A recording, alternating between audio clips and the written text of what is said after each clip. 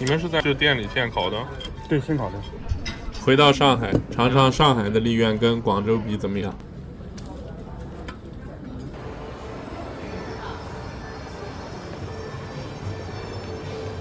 哇，做活动做的多，是不是生意不好？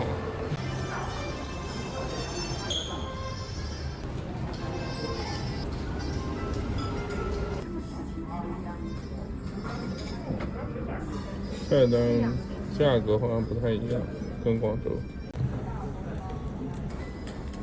然后我再要一个那个虾饺，虾饺要一个。哎，那杨枝甘露有没有？多少钱一份？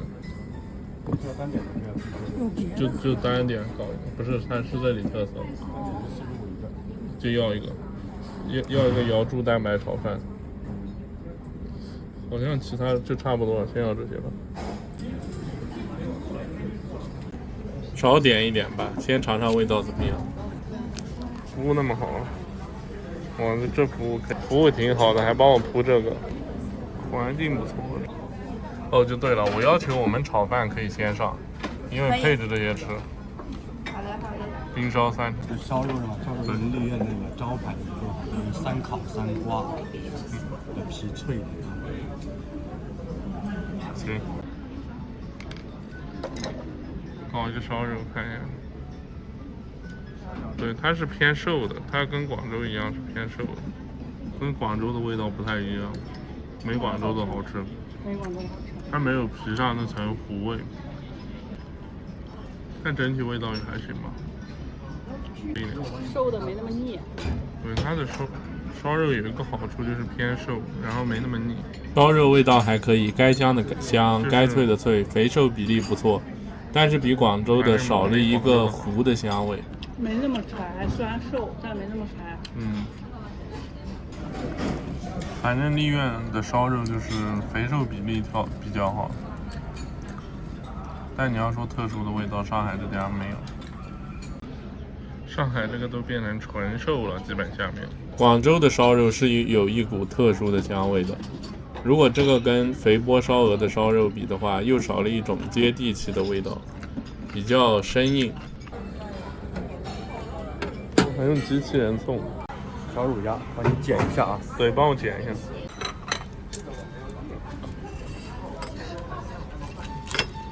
你们是在这店里现烤的？对，现烤的。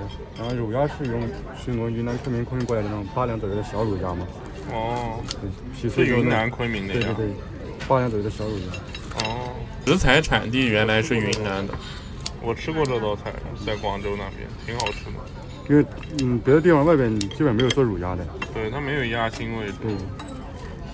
就帮你开4了。行。但是你可以切小块一点。那就开6啊。对，就开6吧，开6吧。行。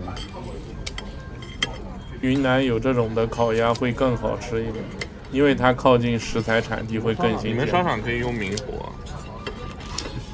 厨房里边可以。哦。还有那个烤的。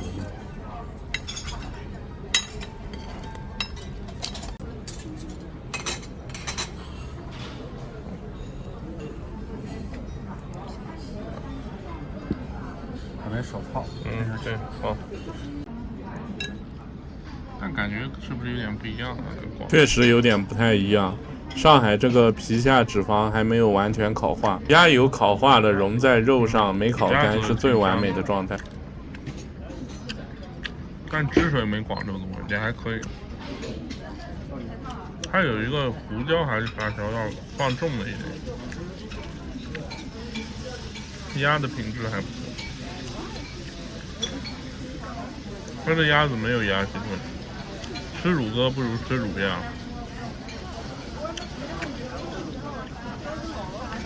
但是确实没广州做的好，这个鸭子。但是说实话，我感觉它鸭子还是没有，就是有点缺少灵魂，没有那个广州那家好吃。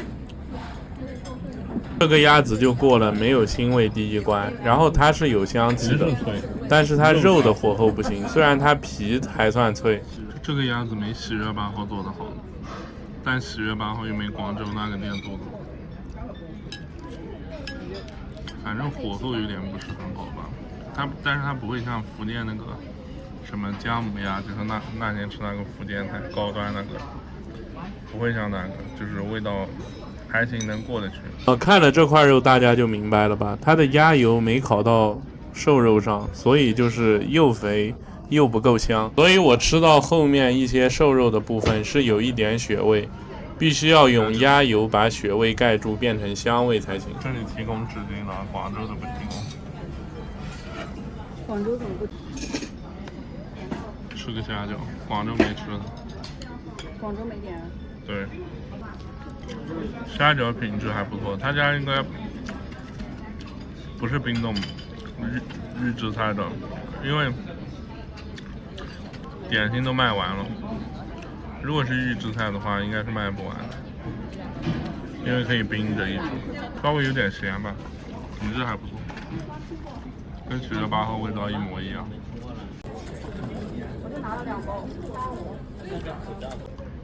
不过它这虾饺不是特别烫，能一口吃。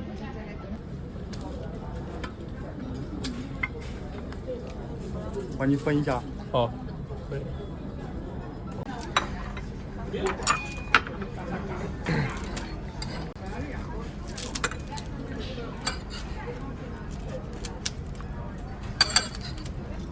这个鸭子稍微还是有点油。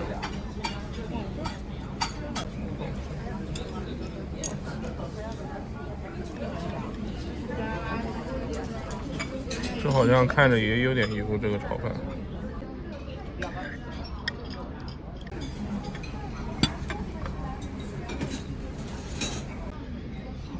广州的放豌豆了吗？我忘了，好像没放吧，我记得。尝一尝，豌豆稍微有点老，炒饭味道就一样的呀。米饭颗粒分明，看着油，吃着不油，可能要吃多了才会油吧。炒饭味道差不多吧。正常的瑶柱蛋白炒饭是要放菜心里的，它改放豌豆有点搞笑。瑶柱蛋白炒饭虽然看似简单，但是颗粒分明的米饭配上锅气的香味，我觉得比扬州炒饭好吃。它这个豆子是有点多此一举。它的豌豆特别老，不好吃哦，放了菜心里啊，好像。还有个杨枝甘露没上，其实今天吃这些就够了。给您放中间啊，这个是我们梨园首创的一款咸品，酸甜可口。你们是每天做的吗？美式先煎制作。每天做的。对对，每个是先煎做，开市之前做的。好。杨枝甘露。